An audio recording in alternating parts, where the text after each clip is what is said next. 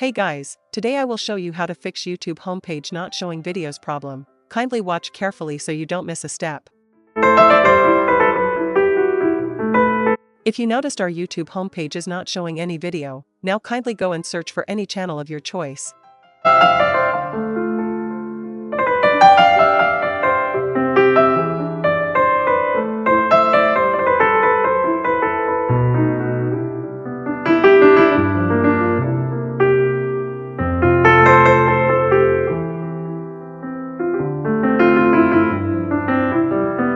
After watching any video from the channel, kindly go back and refresh your homepage.